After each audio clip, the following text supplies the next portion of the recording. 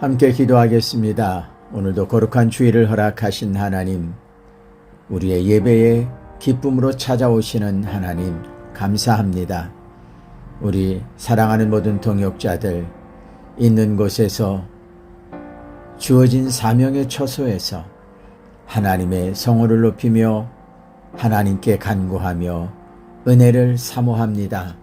임재하여 주시고 은혜와 복을 더해 주시기를 원합니다.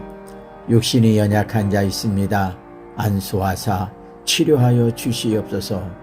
영적으로 힘들어하고 아파하는 심령들이 있습니다. 주의 영의 충만함을 더하여 주시옵소서. 하나님의 말씀을 간절히 사모하는 심령들 모든 사명자들에게 하나님이 친히 말씀으로 찾아와 주시고 귀뿐 아니라 심령 속에 가득 채워주시는, 새겨주시는 은혜의 시간이 되게 하여 주시옵소서. 이 시간도 하나님의 말씀을 사모하여 모였습니다. 하나님이 친히 증거하여 주시고 주님의 뜻을 나타내 주시옵소서. 예수 그리스도의 이름으로 감사드리며 기도하옵나이다. 아멘. 샬롬. 이 한 주간도 주님의 기쁨을 이루어드리는 귀한 한 주간 되시기를 소망합니다. 성경 말씀 보겠습니다. 예레미야서 2장 1절부터 3절까지의 말씀 보겠습니다. 예레미야서 2장 1절부터 3절까지 봉독해 드립니다. 여호와의 말씀이 내게 임하니라. 이르시되 가서 예루살렘의 귀에 외칠지니라. 여호와께서 이와 같이 말씀하시기를 내가 너를 위하여 내 청년의 때의 인애와 내 신혼의 때의 사랑을 기억하노니 곧 씨 뿌리지 못하는 땅 그 광야에서 나를 따랐음이니라. 이스라엘은 여호와를 위한 성물 곧 그의 소산 중 첫 열매이니 그를 삼키는 자면 모두 벌을 받아 재앙이 그들에게 닥치리라. 여호와의 말씀이니라. 아멘. 예레미야서 2장 1절부터 3절의 말씀을 통해서 여호와를 위한 첫 열매라는 제목으로 말씀을 증거합니다. 사람이 살아가면서 지나간 많은 것들을 추억하곤 합니다. 아름답고 소중한 것을 추억하기도 하지만 때로는 안타깝고 아픈 기억도 추억하게 되지요. 오늘 본문의 말씀을 살피며 하나님의 마음을 조금이나마 읽을 수가 있습니다. 하나님의 마음은 아름답고 좋은 기쁨의 마음이 아니라 안타깝고 아프고 속상함을 그대로 표현하고 계십니다. 하나님과 이스라엘 민족의 관계가 시작된 것이 바로 출애굽 사건입니다. 야곱과 그의 가족이 애굽으로 건너갈 때 그들이 나라를 구성하고 있었던 것도 아니고 그들이 민족을 이루고 있었던 상황도 아니었습니다. 그들은 단지 가족 공동체 70명이 애굽으로 이주를 한 것이죠. 그런데 430년 후 애굽에서 나올 때는 나라는 형성되지 못했지만 큰 민족으로 발전하게 되었습니다. 히브리 백성들을 애굽에서 이끌어온 모세는 그들이 애굽에서 나와 광야 40년을 지나 가나안 인근에 이르기까지 하나님의 은혜로 오게 되었음을 이렇게 고백하고 있습니다. 신명기 8장 2절부터 4절까지의 말씀 보겠습니다. 내 하나님 여호와께서 이 40년 동안에 내게 광야 길을 걷게 하신 것을 기억하라. 이는 너를 낮추시며 너를 시험하사 내 마음이 어떠한지 그 명령을 지키는지 지키지 않는지 알려 하심이라. 너를 낮추시며 너를 줄이게 하시며 또 너도 알지 못하며 내 조상들도 알지 못하던 만나를 내게 먹이신 것은 사람이 떡으로만 사는 것이 아니요 여호와의 입에서 나오는 모든 말씀으로 사는 줄을 내가 알게 하려 하심이니라. 이 40년 동안 내 의복이 헤어지지 아니하였고 내 발이 부르트지 아니하였느니라. 아멘. 하나님께서는 40년 동안 그들을 철저하게 보호하시고 인도하시고 모든 것을 책임져 주셨다는 말씀이죠. 하나님께서는 출애굽 사건부터 광야 40년을 지나는 모든 과정을 선지자 예레미야를 통해서 이렇게 표현하셨습니다. 내가 너를 위하여 내 청년의 때의 인애와 내 신혼의 때의 사랑을 기억하노니 곧 씨 뿌리지 못하는 땅 그 광야에서 나를 따랐음이니라. 아멘. 여기에 사용된 사랑이라는 단어가 있죠. 이 사랑은 하나님께서 일방적으로 헌신적으로 사랑을 베풀어 주셨음을 의미합니다. 모든 허물을 덮어주시고 감싸주시는 사랑입니다. 그런데 선지자 예레미야 시대의 백성들은 그 하나님을 버렸습니다. 예레미야서 2장 5절을 제가 읽어보겠습니다. 나 여호와가 이와 같이 말하노라. 너희 조상들이 내게서 무슨 불의함을 보았기에 나를 멀리하고 가서 헛된 것을 따라 헛되이 행하였느냐. 자, 이 백성들이 마치 하나님에게서 불의함이나 잘못된 부분이 있는 것처럼 하나님을 외면하였고 자신들에게서 하나님을 지워버렸다라는 말씀이죠. 그런데 이들이 하나님에게서 스스로 멀어지는 것을 택한 이유가 헛된 것을 따르고 헛된 일을 행하느라 그렇게 되고 말았다라는 말씀입니다. 이 말씀에서 지적하고 있는 헛된 것은 구체적으로 이 백성들이 행하는 우상숭배를 의미하는 것입니다. 그리고 우상을 따르며 섬기며 행동하는 그 모든 일들이 하나님께서 싫어하시고 금하시는 악한 죄악의 일들이라는 것을 우리는 알고 있습니다. 하나님께서 베풀어 주신 은혜와 사랑은 아주 아름답고 귀한 사랑이었습니다. 그 사랑 안에서 살아온 이 백성들이 하나님에게 등을 돌린 것입니다. 하나님을 배반하고 헛된 것에 사로잡히고 말았다라는 말씀입니다. 그런데 오늘 본문에서 하나님께서 이스라엘 백성들을 향하여 아주 중요하고 귀한 표현을 해주셨습니다. 3절입니다. 이스라엘은 여호와를 위한 성물 곧 그의 소산 중 첫 열매이니. 아멘. 히브리어로 레시트라는 단어가 쓰여지죠. 첫째, 처음, 시작, 최초 또는 최상의 것을 의미하는 단어가 여기에 쓰여진 것입니다. 이 단어에는 몇 가지 중요한 의미가 함축되어 있는데요. 하나님께서 처음으로 그들을 통하여 무엇인가를 시작하신다라는 의미입니다. 또 하나님께서 세우신 그 일을 위하여 그들에게 최상의 가치를 부여하셨다라는 말씀이에요. 하나님께서 시작하시는 일을 위하여 처음으로 이들을 부르시고 세우셨다는 것이죠. 그것이 바로 여호와께서 택하신 바로 첫 열매다라는 의미에 나타나 있는 내용입니다. 이 말씀 속에 숨겨진 비밀은 바로 아브라함에게 말씀하신 언약에도 포함이 되어 있죠. 창세기 12장 3절에 보면 땅의 모든 족속이 너로 말미암아 복을 얻을 것이라 하신지라. 아멘. 하나님의 구속사를 위하여 하나님께서 처음 부르신 사람이 아브라함입니다. 그리고 그 아브라함에게 큰 민족을 이루게 하신다라고 말씀하셨어요. 아들도 없는 그에게 큰 민족을 언약하신 것이 바로 이 말씀을 위함입니다. 아브라함의 후손 이스라엘 민족을 여호와를 위한 성물 곧 그의 소산 중 첫 열매로 세우신다라는 말씀이죠.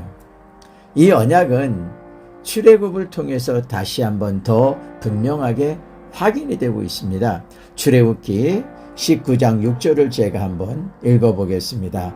너희가 내게 대하여 제사장 나라가 되며 거룩한 백성이 되리라. 너는 이 말을 이스라엘 자손에게 전할지니라. 아멘. 하나님께서 히브리 백성들을 제사장 나라로 삼으셨다라는 것이죠. 하나님께서는 그 백성들, 히브리 백성들 출애굽 후에는 이스라엘이 되지요. 이스라엘 백성들을 성물, 거룩한 백성으로, 거룩한 공동체로 구별하셨다라는 겁니다. 여기에 히브리어 코데시라는 단어가 들어가는데요. 구분하다, 분리하다, 신성하다, 거룩하다라는 의미의 내용입니다. 그래서 성물이다 이렇게 표현하고 있는 겁니다. 하나님께서 아브라함의 자손을 특별히 세상 다른 민족들과 구분하셨다라는 말씀이죠. 그리고 거룩하게 인정하시며 특별한 사명을 부여하신 것을 알 수 있습니다. 야곱의 가족이 애굽으로 이동할 때 그들은 단순한 아브라함의 자손 요셉의 가족들이었습니다. 그런데 애굽에서 430년 동안 살면서 그들이 큰 민족을 형성하게 되죠. 그리고 그들에게는 이스라엘이라는 이름이 주어지게 됩니다. 이스라엘이라는 이름은 창세기 32장이 소개하고 있습니다. 창세기 32장에 보면 야곱이 하나님의 사자를 대면하게 되죠. 그리고 그의 이름이 야곱에서 이스라엘로 개명이 되는 사건을 확인할 수가 있습니다. 창세기 32장 28절을 읽어보겠습니다. 그가 이르되 내 이름을 다시는 야곱이라 부를 것이 아니요 이스라엘이라 부를 것이니 이는 내가 하나님과 및 사람들과 겨루어 이겼음이니라. 아멘. 처음에 이스라엘이라는 이름이 주어지게 된 것은 사람의 이름으로 부여가 됐습니다. 그런데 그 이스라엘이라는 이름이 나라의 이름으로 또 민족의 이름으로 발전하게 되는 것입니다. 이스라엘은 하나님께서 구속의 역사를 위하여 부르신 하나님의 사람들입니다. 또 하나님께서 그 일을 위하여 선택하신 땅이고요. 하나님의 역사적 활동의 시작 포인트, 스타팅 포인트가 바로 이스라엘이다라는 것을 알 수가 있습니다. 이 사실이 바로 하나님께서 말씀하신 여호와를 위한 성물, 곧 그의 소산 중에 첫 열매라고 말씀하고 있는 것입니다. 이스라엘과 하나님과의 관계는 예레미야서 2장 2절이 말씀하고 있는 것처럼 아름다운 사랑의 관계로 시작이 되었습니다. 그런데 그 사랑의 관계가 이스라엘 백성들의 죄악으로 인하여 깨지고 말았습니다. 그들을 사랑으로 인도하고 이끌어 주셨지만 이 백성들이 그 하나님의 마음을 너무 아프게 하고 하나님에게 등을 보이고 말았다라는 거죠. 예레미야서 2장 7절을 보겠습니다. 내가 너희를 기름진 땅에 인도하여 그것의 열매와 그것의 아름다운 것을 먹게 하였거늘 너희가 이리로 돌아와서는 내 땅을 더럽히고 내 기업을 역겨운 것으로 만들었으며, 하나님께서 계획하신 것은 그 땅을 거룩하게 구별하셔서 그것을 통해서 하나님의 복음이 온 세계에 전해지게 하시는 것이죠. 그래서 그 땅을 내 땅이라고 말씀을 하셨습니다. 그런데 선지자 예레미야 시대의 백성들은 하나님께서 거룩하게 구별하신 그 땅을 더럽혔습니다. 그래서 보면 내 땅을 더럽히고 이렇게 말씀하고 있죠. 하나님께서 그 땅을 통해서 일을 하시려고 특별한 사랑과 관심을 가지고 지켜주셨던 땅입니다.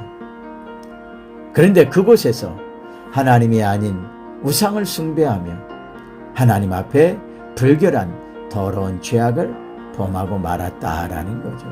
여기 역겨운 것 이러한 단어가 있습니다. 역겨운 것이라는 표현. 이 단어의 의미는 하나님께서 보시기에 아주 혐오스럽고 가증스러운 일을 범하고 있다라는 거죠. 영적으로는 하나님을 버리고 사탄을 예배하는 것이 바로 그 역겨운 일입니다. 도덕적으로는 동성애를 즐기며 또 그 시대에 아주 추악한 범죄를 일삼는 모습들, 그게 바로 하나님께서 말씀하신 역겨운 일들이었던 것입니다. 이 장면에서 두 종류의 얼굴을 떠올릴 수가 있습니다. 하나는 이스라엘의 추악함으로 인하여 안타까워하시고 진노의 얼굴을 보이시는 하나님의 얼굴입니다. 다른 하나는 하나님께서 아파하시고 진노하시는 모습을 보며 기뻐하고 즐거워하는 사탄의 얼굴입니다. 여기서 오늘 우리의 모습을 보시고 하나님께서 기뻐하시고 영광을 받으시며 활짝 웃는 얼굴을 보이고 계실까요? 아니면 우리의 삶의 모습을 보면서 사탄이 기뻐하고 즐거워하고 있을까요? 예레미야서 2장 8절을 보겠습니다.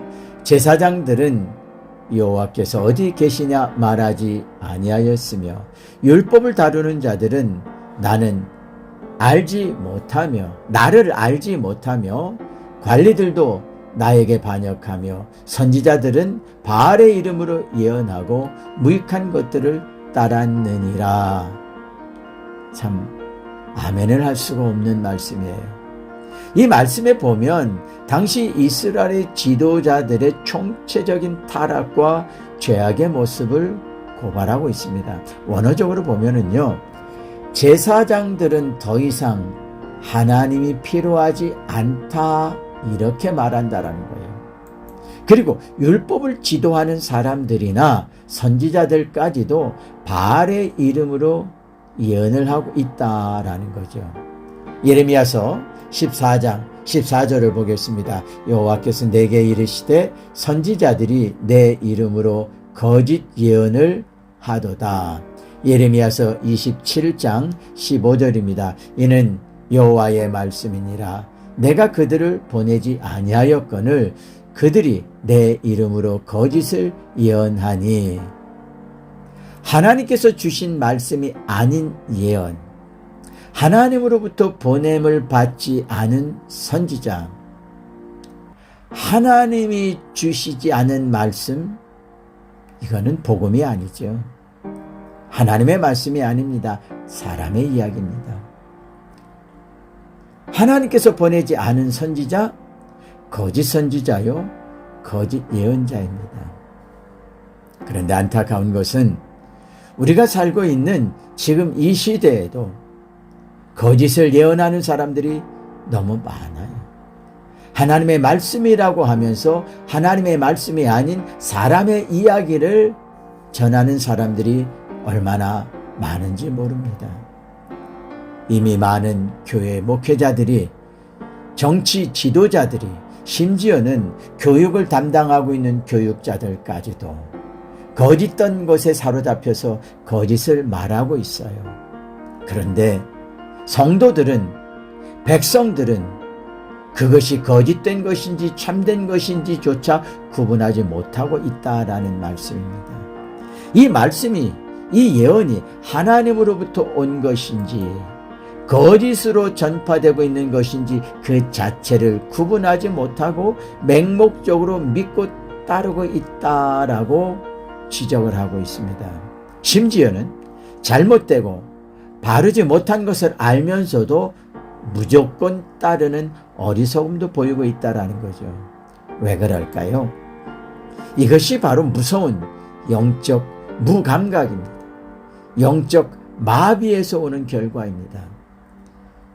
이런 모습이 주님 다시 오시는 마지막 때에도 일어날 것이라고 주님이 이미 말씀을 해주셨어요.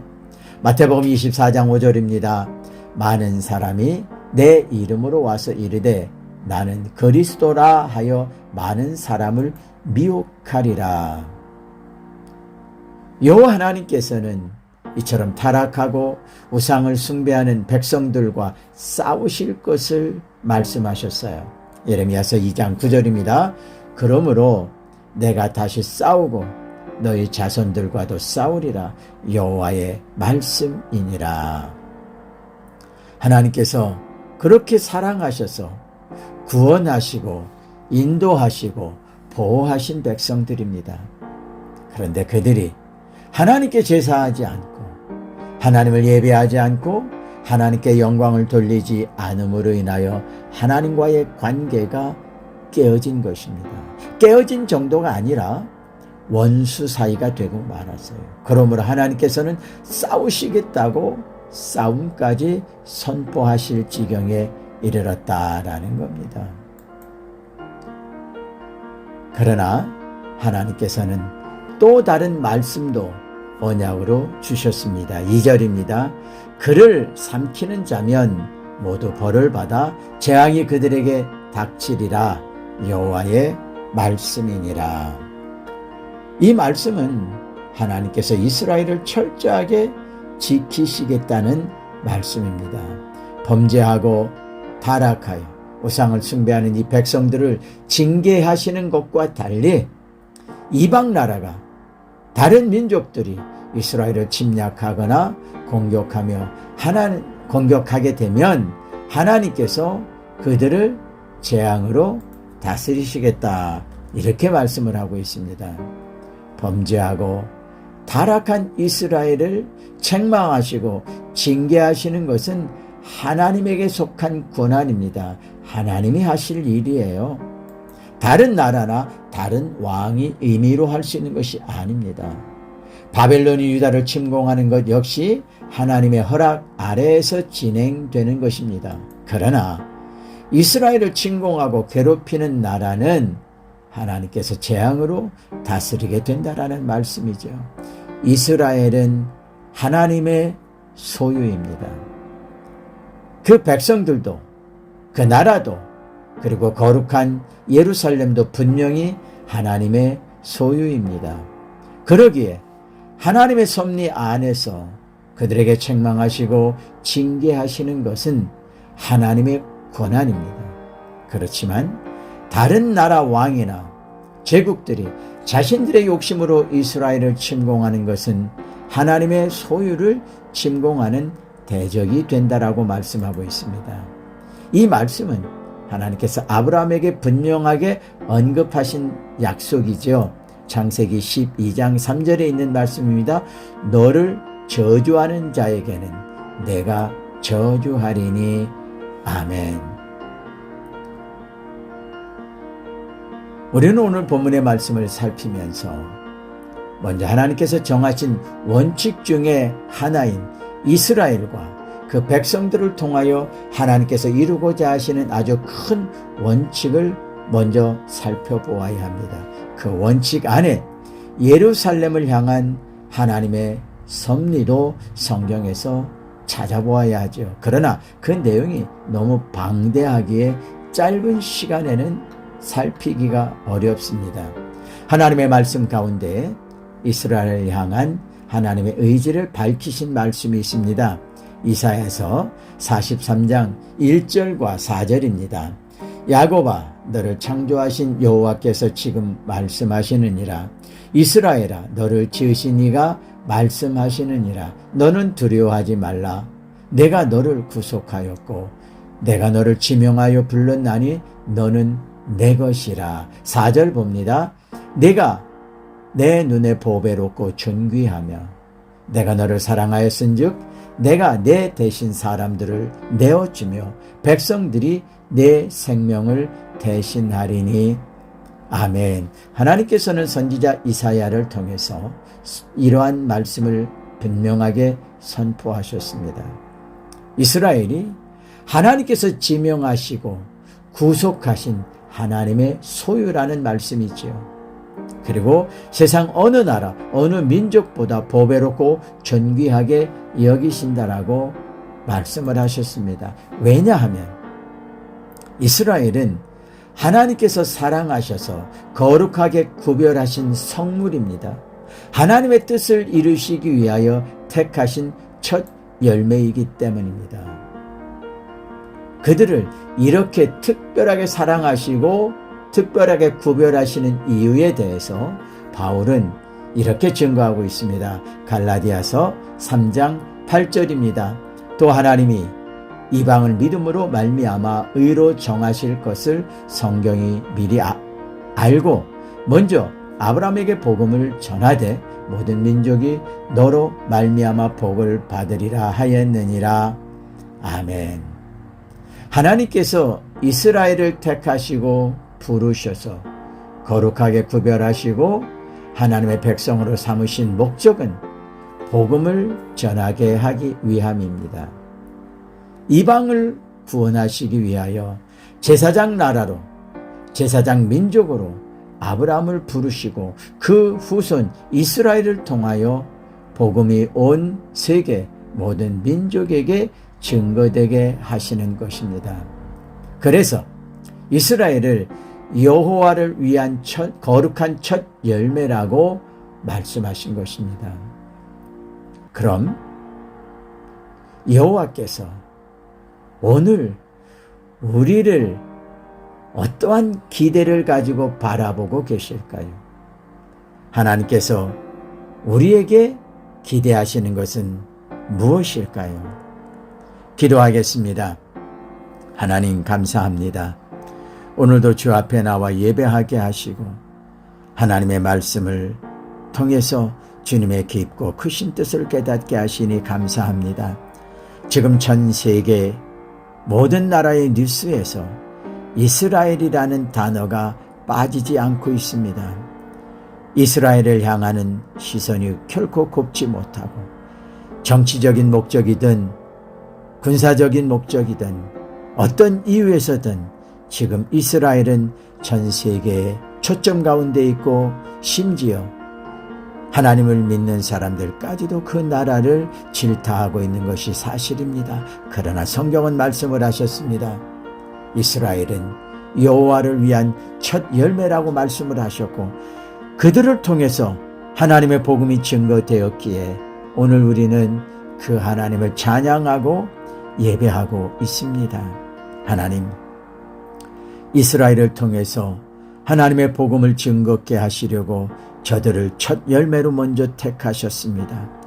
지금 우리가 살고 있는 이 마지막 때에 우리가 이스라엘 유대인들은 아니지만 하나님은 우리를 통해서 행하실 일이 있으시고 우리에게 기대하고 있으신 바가 있는 줄로 믿습니다. 하나님의 기대, 하나님의 뜻, 하나님의 그 모든 일들을 이루어 드리기에 부족함이 없는 저희들 되게 하옵소서. 예수 그리스도의 이름으로 감사드리며 기도하옵나이다. 아멘.